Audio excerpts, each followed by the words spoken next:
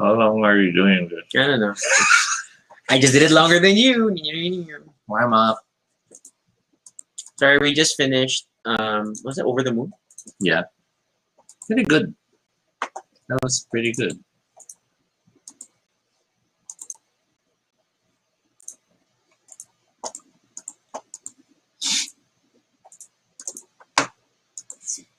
Sunday episode. We shall see if others shall join us.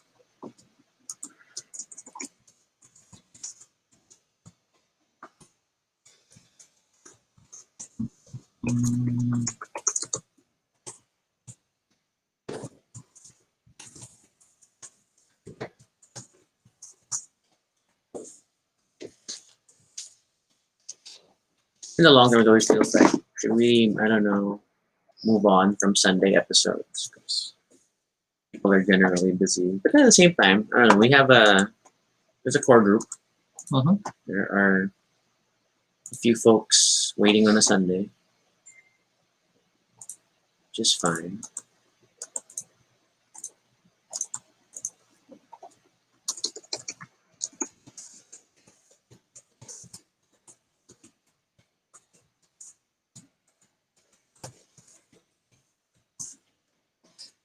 Hey, Mitch. Yes, it's a rainy night indeed tonight. Quite a rainy night.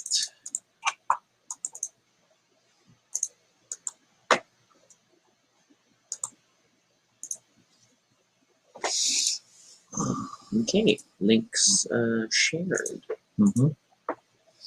Hope you've been having a great weekend, Mitch. Yes.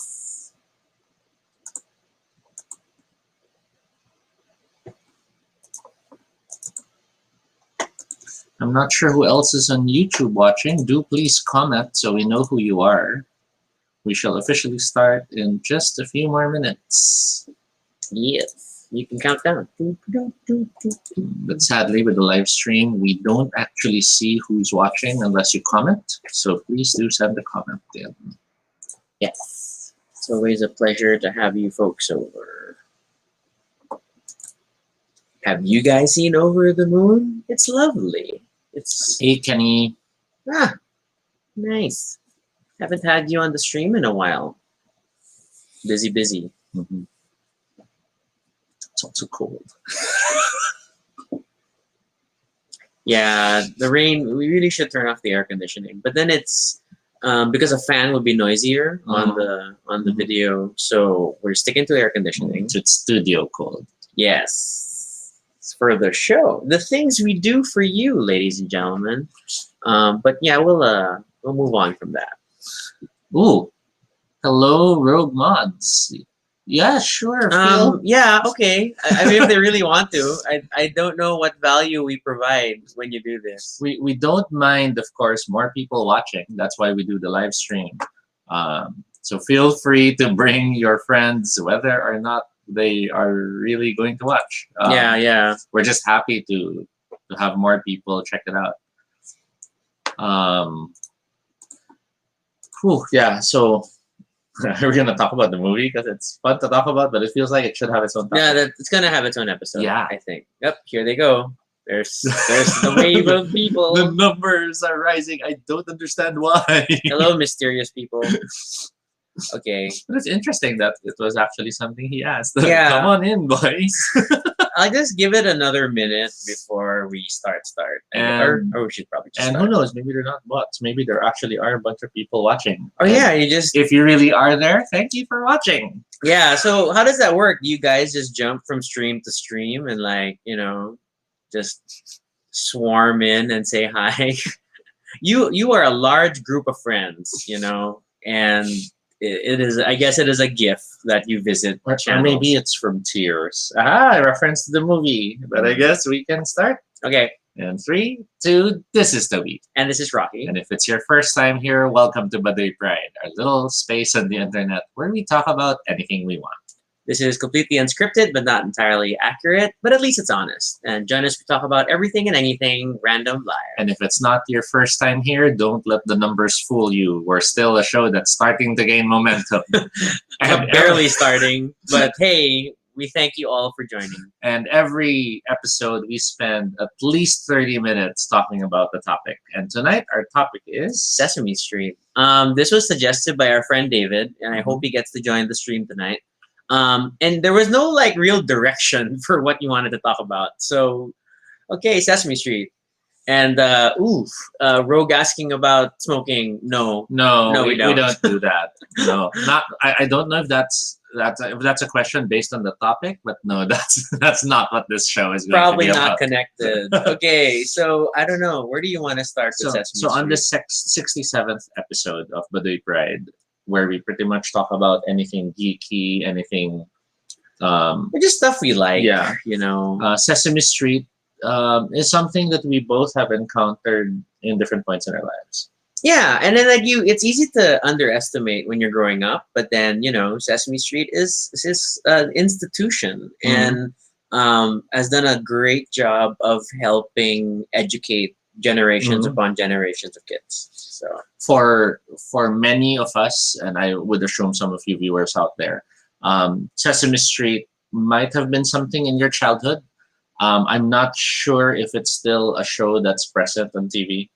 It's probably. Oh, you mean this context here? At least here in the Philippines. Obviously in the U.S. it continues in the US, it's because still, of the public broadcasting system. Yay, good but job, in the PBS. Philippines, there was a time that it was pretty much on TV at a certain point in the day every weekend. But now I don't think there's any presence anymore. Well, yeah, we live in a time when not even like Batibot is all that stable. And Batibot, for those who are curious, was like the Filipino equivalent of Sesame Street. Yeah. Originally with official Jim Henson Muppet. Wasn't that like the lore that I'm not sure. Pong Pagong and Kiko Maching at the very least were originally like produced in coordination with the Jim Henson Group. Hello, Andre. I'll look that up. But yeah, so Sesame Street is a Jim Henson production, which I wouldn't say it's a Jim Henson production. You're right. But it basically combines real actors with puppets and allows them to explore a lot of diverse topics, everything from topics about life, about learning, about being yourself, about science, about words. Ultimately, it's an awesome show that allows you to learn a lot about the world. Yeah, and then I think because through the years we all have like different relationship with it, and it's also like I think what most people's first encounter with Muppets, with Muppet quality puppets, and so these are characters like, of course, Big Bird and Grover and Oscar the Grouch, and I think everybody develops their favorites. Who was your favorite, like Sesame Street Muppet, Toby? I would be divided between two. Okay. Of course, there was Rolf. Rolf the dog. Yes. Of course, you like the dog. Okay. And hello, Gerardo Herbasio. Can he switch to YouTube? And Pico is here. Hey, hello. Hello. But yeah, I liked Rolf because he seemed very down to earth, and he was always hey. he was always just happy to be there. And then other than Rolf, my next one would be the Martians. Oh, okay. Yeah, you can't go wrong. Yip, Martians. Okay, that's fine. I think I mentioned this on another call, but there was another video where I definitely like for some reason I really like Super Grover. And like now when I think not about just Grover. it had to be Super Grover. And now I can't give reasons why I like Super Grover. I just really did. And beyond that, I did like Mr. Snuffleupagus. So it was really a really big thing for me. Mitch said she likes The Count and Cookie Monster. Yeah, so everybody, who are your favorite Sesame Street characters? Let's all answer Andre's question. Yeah, so do please who's your post in favorite the comments Sesame Street character? And maybe even share why they stood out for you. What made them the one that caught your eye? I loved the Martians only because one, they were just super memorable with the sounds they make. Yip, yip, yip, yip, yip, yip, telephone, that. And I liked pretending to be them. As a kid, I'd have the blanket and I'd be like, making those poses. Giselle offers that he loved Grover. Oh, and I'm sorry. Then Andre's specific question is, who do you think is the most popular Sesame Street character? Sorry about that. it's hard to say. I think these days you can't deny the power of Elmo. Elmo has become such an amazing advocate for preschool children. He really is like the best representative of the putting the child in the show, and then that's why a lot of people relate to Elmo. My nephew, and I don't quite get it, but he got sucked into the nephew thing. It's magical. So yeah, I think Elmo's right up there. Looking at everyone else's answers, Andre, of course, has Elmo. Pico votes Big Bird. Mine was like Oscar the Grouch and his pet worm, Wormy.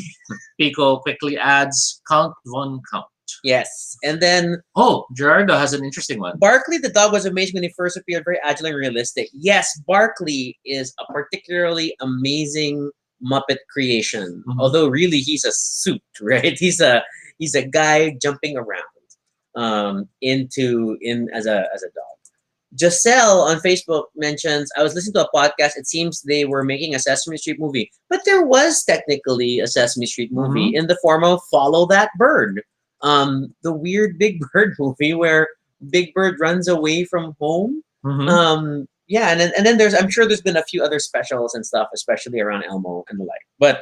But yeah, Follow That Bird was like, I always remember that one as the key moment. Yeah, Google lists a number of productions. Probably some of them were TV movies. Yeah, I'm sure. A lot of them are like direct-to-TV productions. Oh, and then I see the Rogue Mod folks are moving on. Thanks for dropping by, guys. We always appreciate you saying hello. But yeah, we appreciate any viewers, and we have no demand. Oh, David just made it too.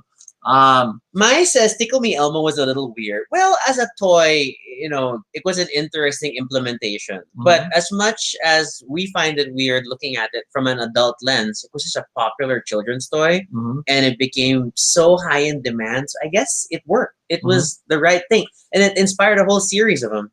Giselle, I don't quite get what you mean. Grover is Serbian? I don't know. I don't know how to touch that. I'm afraid to check. Andre asked, are there any underrated characters? Well, I feel like, to some degree, everybody will like or not like, certain Sesame Street characters, and they'll have differing levels of personality. Like, I think Guy Smiley might be in this category, right? Okay. He's weird. He was the game show host. He would come out every now and then, but then he didn't have like a particularly strong following. I don't know. I like the blue guy who talks in sounds. I'd like to get a ring, and I don't necessarily feel like he got a lot of following and stuff. So it's hard to say. I guess it really depends on which ones you were drawn to and which ones you weren't. Yeah, I wasn't quite aware of the moment the characters started expanding. I mean, we had Elmo, we had Grover, we had Elmo, Oscar, Telly, we had the Oscar, Count, and then eventually Grover had spin-off characters or family. Oscar the Grouch even had spin-off characters. That's true. And I don't remember ever reaching the point when I saw that expansion. I think it was something beyond my time. Gerardo was asking about mentioning Sam the robot. Sam the robot. I'm like trying to see what he looks like. I don't remember. Oh wow. Sam the machine. Okay, no, then now when I see him, I kind of remember. But yeah, this is a bit of a deep cut. He's a lot older. He's definitely a lot older. 70s. Yeah. So, and again, I think the characters that you like also reflect the time that you started watching the show. Although, to be fair, there are some of those live video clips that stayed with the show for a long time. So let's talk about favorite sketches, favorite numbers. I don't know. Definitely one of the recurring ones I always liked was the pinball sequence, which is always counting up until, well, at most until 12. But then, I don't know, it was just very comforting, very upbeat. 6, 7, 8, 9, 10, 11, 12, right? And then it was super upbeat. The pattern styling was very 70s though, very distinctly 70s animation. But I don't know. I always look forward to it. I think it tied to like my love for machinery and robotics. Yeah, it had that Rube Goldberg machine feel, despite not really being a Rube Goldberg machine. Mai just quickly added a few more. The blue Muppet, that might be Hairy Monster. Oh yes. And then there's the two-headed monsters. Oh my gosh, I don't remember. There. The two-headed monster. They were Which just is called the literally two-headed monster because they're always the ones putting words together. the purple one. Ah, Yeah. In relation to the Ah. pinball sequence, I would always cite that clip where you have the guy putting icing on the cake. We were talking about this over dinner. Then he was trying to explain to me like icing on the cake and then a snare drum. It's like the guy. The music is just drums with a snare and. Yeah, but we And- found it. I know we found it. I can post it on YouTube. Which is like Sesame Street birthday cake was the name of the video. I'll post it to the YouTube comments. There. That's it. Classic Sesame Street. But it's just a really strong image of mine. I remember just wanting so much to do that and put icing on cakes because of that. It's just so magical for me. Gerardo asks, can never forget the sunflower video with the Vivaldi concerto. Oh, I sort of remember that. That was in contrast to the orange and Carmen. Nikki's joined, and then he's like phenomenon. I think you mean Manamana, but that was really Muppet Show and not Sesame Street originally, right? Do do do do do. Manamana. Do do do do. That's a Muppet Show production. Yeah, Sesame Street did have the flower in macro shots with the water dripping while playing the Vivaldi music. Yes, I remember this. This was pretty good. And then it shows it's a sunflower later on. Oh, that's a good one too. Oh, I'm wrong. It did appear in Sesame Street. Yeah, it did appear in Sesame Street. That's cool. Okay, then what else? No, Andre, we have not officially had two guy, and it's okay. We're not sure of the numbers. We're very curious that it seems we have strange friends from other places. Yeah, apparently Rogue Mod Lives Matter in Ohio likes to drop by with his hundreds of friends to say hello. So that's cool. How do you feel about the honkers? Oh, I was honestly annoyed. It was very frustrating because I didn't understand their communication style, and I get it. It was a thing. It was emphasizing sounds, but I don't know. They were just a little too weird for me. In terms of other sketches, I liked. I mentioned okay, earlier. call out to people out there in the comments. Tell me if you have some love for the Twiddlebugs. Yeah, we were talking about the Twiddlebugs. I love the Twiddlebugs. And they were just really stupid. The family car. The family car. Oh, Dad, I love you. I love the Twiddlebugs, and I love the fact that it would always segue to their number. It wasn't like it cuts to it's their story. It would be people talking or the Muppets talking, and then they look down and let's check what It was they're on the flower sale Exactly. of Bert and Ernie. So that's where they live. They'd always have that transition, and I love that moment because it made you feel like you wish you could have that in your house as well.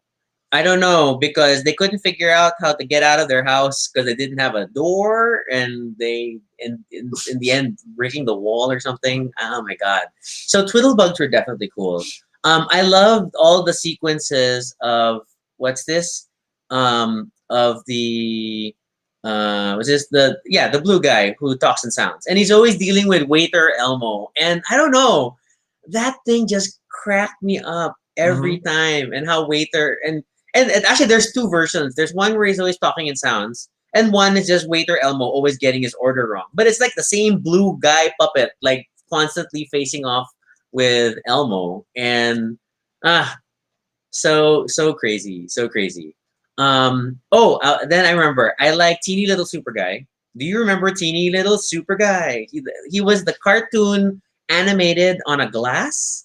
And then it was a stop motion thing where the glass would walk around and you could see the cartoon character walking, and he would be going through course teaching different life lessons. I don't know this. What? You don't know Teeny Little Super Guy? Or at least I don't remember this. Okay, let me show you. This guy. Okay. Yeah, I have vague memories of him now.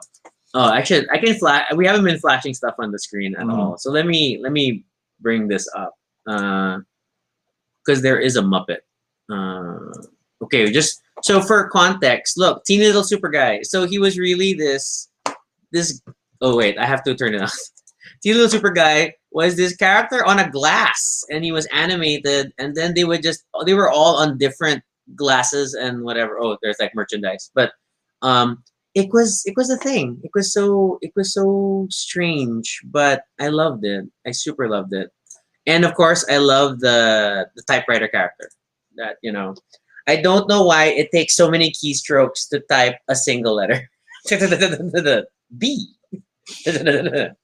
Ball. So yeah, that was one. What are other things that you like? So yeah, this is the guy who does the sound effects. The guy with the round head. The blue guy with the round head. Yes. Okay, now I remember him. Yeah, I'm trying to find his name. Does he have a name? He doesn't seem to be listed in the character. Yeah, because he just appeared in. Oh But wait, he's go here. back. Go back to your graphical list. There, Yeah, Mr. Johnson. Mr. Johnson, the often dismayed customer of Waiter Grover. See. I have fond memories of the fact that there was a story arc when Snuffleupagus was Big Bird's attempt to convince everyone else that Mr. Snuffleupagus existed. This is really a story. Like Mhm. we were talking about it over dinner, and but yeah, wasn't it originally Mr. Snuffleupagus was thought to be His Big Bird's imaginary friend. imaginary friend? And it was so annoying that Big Bird would struggle to explain it, and they would say, it's all right. And then the moment they leave, Snuffleupagus arrives, and he's like, And then later on, when he became a regular character, we met his family. I Mhm. remember he got sick, and Big Bird had to bring him chicken soup. Mhm. Something one of those episodes. Yeah. Nikki was asking, wasn't Elmo a later addition to the show? Later in the sense that he was introduced in the 80s, Mhm. because we do say the show started much earlier on. Yes. So he's not that new an addition. We're back to regular stream numbers, guys. Mhm. There are 7 people watching the stream. Okay. Yeah, Gerardo appreciates the stop motion animation. See, Teeny Little Super Guy was awesome. I love Mhm. Teeny Little Super Guy. Of course, Toby always brings up the singing Carmen. Yes. He loves that singing orange animation. It's just amazing. It was life changing. I think it was my first. It was the reason I started liking classical music. To be honest, Because of the because I singing can't orange. trace back a time that I wanted to hear more classical music and opera, except for that moment. I didn't even connect that movie scores sometimes used classical music until much later. Okay. What else? What else? There's Slimy the Worm, Oscar's pet worm, which it didn't connect to me as well as the worm in Labyrinth did.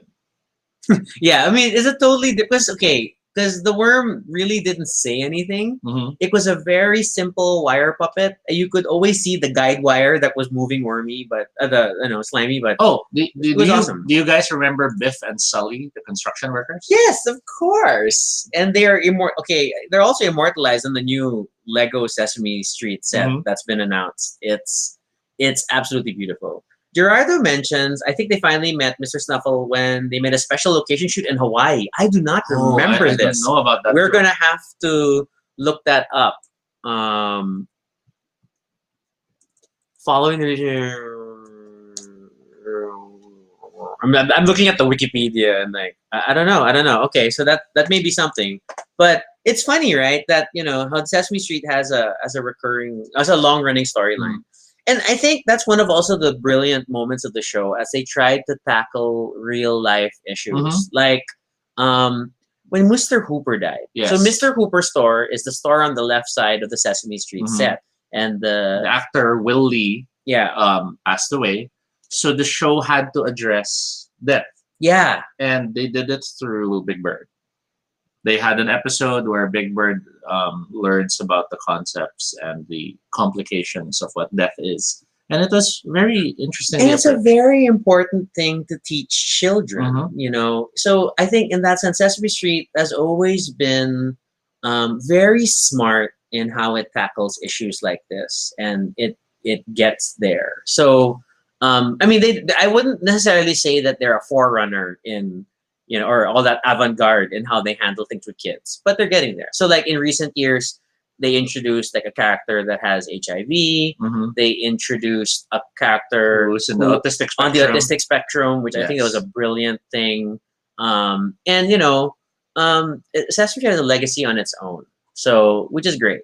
And then even things like the fact that Sesame Street would teach Spanish, because recognizing the greater multiculturalism of the U.S. And then of course you had like Maria and Luis and introducing occasional Spanish lessons way before the likes of Dora the Explorer. So Sesame Street has done its best to keep up with the times at its own pace and continues to imbue important lessons for everyone. Yeah, I there was even the time they tried to tackle divorce with Snuffleupagus' parents having a divorce. Yes. And it's always a hit and miss when it comes to any children's show, of course, because you'll have different people having different expectations or what they would consider. Ooh, in sign language. Yes, sign language. Who did not learn sign language from like Linda Dove? And I think I bought her, at least my parents got me her learn the alphabet in sign language because it was the Linda Dove edition by the Sesame Street. Sorry, do go on. Yeah, I guess ultimately just I was just explaining how shows can be really tricky when you're targeting children. Yes. And there will always be people who'll be vocal about one way or another. And it's just impressive how Sesame Street was able to navigate these waters and still, make things relevant, approach things with a sense of maturity, and yet still be fun. Mm-mm. Now, let's think about, and we're probably going to run out of time, but let's think about, the decision to use Muppets as a way to engage the audience, which I thought was very interesting because Muppets in themselves are not like super realistic, right? A lot of them look like people, but they're not quite people. They're always in strange colors. They're orange, they're blue, they don't necessarily match, regular human skin tone. So what do you think? What was the impact of that? Why did that work so well? I think the fact that it used Muppets, there's a level of, I guess you could say, psychological disarming that happens. Since it's coming to you in a form that's not just a person talking about it, the seriousness feels lessened and it allows you to accept the message better. Not that it cheapens the message. It doesn't make it less serious or less important, but it softens the way it's delivered. Because there's always, of course, that inherent defensiveness. If a person talks to you directly and tries to make eye contact and tells you something, then you suddenly feel like, this is a serious matter. It's the same psychological effect as when any member of your family or friends calls you by your full name. And the moment you go, so Ricardo there's that inherent feeling of, okay, what's up? Is there something wrong? Yeah, even my mom never does that to me. So I think that's it. Yeah, so that's an important thing. And then at the same time, I guess it's easier for kids. I guess it's like the same way that isn't it? There are like some therapy sessions for children where they use hand puppets as a way for them to express themselves remotely. So there's a natural I don't know, because they're not people. They're not like real. But it doesn't make you like them any less, and it still makes you. It still endears you to them. So and that kind of resonates across generations, and to some degree, whether they intended to originally or not, it kind of supported concepts which we now know to be like as representation and diversity, because I mean. Sesame Street characters are literally every color under the sun. So, and they all just get along. They all just have fun. If monsters can get along with fairies, can get along with, I don't know what other puppets there are, then it's what makes Sesame such a magical place. There's still time, so I think I might as well add it. We have to talk about the Snuffleupagus in the room, which is how in the Philippines there was a point in time Oh my gosh. when they tried to translate the show. and you had the strangest attempts to directly translate things, such as the episode on the letter W, sawa, tubig, masarap uminom ng tubig, wah. Yeah, there was like, and there's like A for manzanas, But I mean, Letrang A, and these are manzanas. these are all things that we remember, and then I don't fully, I don't know to what extent the translations were. Yeah, we all remember Bert swearing for some reason. Yeah, I don't even know if the episodes really existed or if it was just such a common joke we now can remember them as episodes. Yeah. So I don't know, and that's Pico says I never liked the Filipino translation. So Pico, are you sure you remember seeing it? Or is it something that we all just talk about? But I know there was. I recall there was too, but now I sometimes wonder because, well, we don't exactly. It's okay. It's almost as bad as Tagalog Visionaries. So.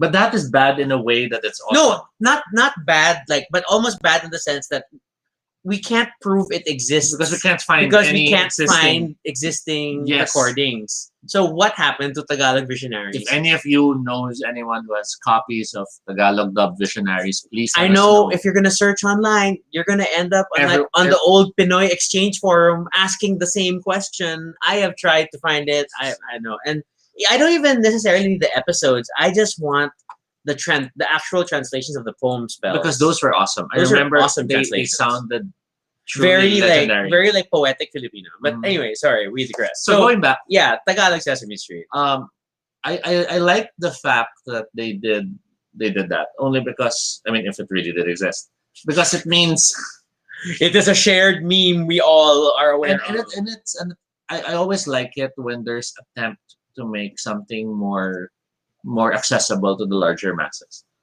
Because let's face it, not everyone in this country, despite English being such a prominent second language, it doesn't necessarily mean everyone can speak it well.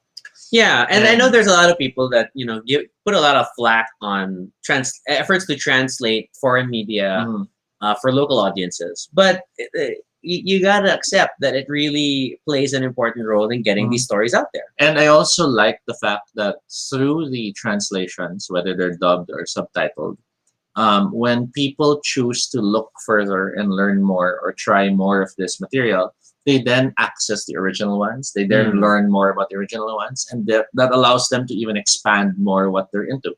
Because admittedly, a lot of people don't have the same accessibility to the internet, or maybe they do, but aren't aware of how much you can find in the internet. Maybe, yes. People don't really Google to find stuff. They only tend to stick to the sites they like and know. So if someone, let's say, watches dubbed Labyrinth on TV, then fine. I know some people will cringe because now you have David Bowie saying, meron ka lang 13 oras para hanapin ang iyong batang kapatid. Madaya ka! But, from seeing the originals, then they find more and they touch on more things. And that's, for me, awesome. And then, so just, going back to Sesame Street stuff, I will admit, as a kid, I was kind of bored with some of the live action stuff. Or I don't know, if it wasn't set to music and it was just a lot of talking, especially with the human characters, I was not always involved. I super wanted lots and lots of Muppets. I wanted songs, and Sesame Street has created so many songs over the years. I don't know. I keep going back to the Ladybug's Picnic. 1, 2, 3, 4, 5. Oh yeah. Or even better. What was that? There was this alligator king and his 7 sons. Yes. See, there's we remember the song, but then the live action stuff, I don't know. I would sometimes tune out. Especially if you know that it's the likes of Maria and Louise teaching an important lesson, capital I, capital L. But it's part of the show. You just gotta live with it. I have to admit the same. I wasn't much of a fan of the ongoing stories of the people. To some extent, I was a bit interested with the Ernie and Bert segments, only because. But some go long. Well, true. But I always liked and hoped that it would be another segment wherein the Rubber Ducky song and the Rubber Duck itself is presented. Gerardo was different. He liked the live action stories. Good for you, man. And then Might just add translations are hard. Yeah. Yes, they are. I think overall, I think what was also the brilliance of the Sesame Street design is that it was really designed with the attention span of children in mind, right? Whoa, Mitch just shared a Visionaries Tagalog dub Is link. that legit? Because people have been looking like since for oh wow. Oh wow, this might be true. Someone might have found them. Okay, we're gonna go back to this, but it was only uploaded in June. Yes. How strange. Okay, anyway, we'll get back to that. But it's interesting if you think about it, all these mini segments of the show, because it's like bite-sized piece of information that kids can process, and then the fact that every episode is themed after an official letter of the day and a number, right? And then it just you have segment upon segment, animation upon animation that focuses on that particular letter or number. And in that sense, through repetition and variety, helps kids learn. It's the same sort of principle now, where you see kids very young getting drawn into YouTube, right, and watching video after video. And I mean, the whole question on how much screen time children should have is an entirely separate debate. But you kind of can't go wrong if you park them with Sesame Street or like the Elmo channel or whatnot, and at least they're getting some degree of education. And I've watched my nephew grow from not being all that interested to suddenly growing interested to falling in love with Elmo and all these things. So yeah, there's that sort of progression. But maybe Sesame Street saw the future and knew that short content was the way to go for kids. And even until now, Sesame Street continues to be strong. I know many of the Muppets actually have Twitter accounts. I know that they have. I don't follow. I still love the stuff that come from Sesame Street Twitter, the official Sesame Street Twitter account. It's nice celebrating a lot of the show. They also have games that are being released online as well as apps. And even more than that, you now have fans of both Sesame Streets and Muppets now creating their own content because they're so inspired by the show or so inspired by the effects. I guess it has gotten to the point that it makes me wonder, many decades or even centuries down the line, will Sesame Street be seen as the Romeo and Juliet of the future? Whoa. As one of those like classics, core stories that inspires other stories. I don't know because the Twiddlebug still ran into the wall. Can you imagine that there'll be great opera works based on the Twiddlebugs? The family car. Please, guys, if you don't know the Twiddlebugs, you gotta watch them after this. Twiddlebugs are awesome. Yeah. So hey, Sesame Street. I super love it. I enjoy watching the episodes with my nephew, even if it means because they're like whole playlists of like Elmo has this number of the day, and oh my god, it's gonna be over and over. Ha ha, that's the number. Ha ha, that's the number. Ha ha, the number of the day. And I was looking at the list. There are a lot of recurring segments. Everything from Smart Cookies, Elmo's World, the letter of the day, the number of the day. What's the word on the street? You have Super Grover. You have Big Bird's Road Trip, Hero Guy, Spanish word for the day, Journey to Ernie, Monster Clubhouse, and so on and so forth. Oh my god, so I remember, was it Prairie Dawn who always plays the piano? Tan, tan, tan, tan, tan, tan, tan. And then it's always like some sort of school production. My gosh. So much good stuff. So much good stuff.